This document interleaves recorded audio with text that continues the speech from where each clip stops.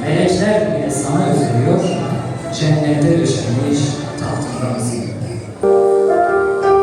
Bahar gelince ince yağmur güler yaprağa yüreğim.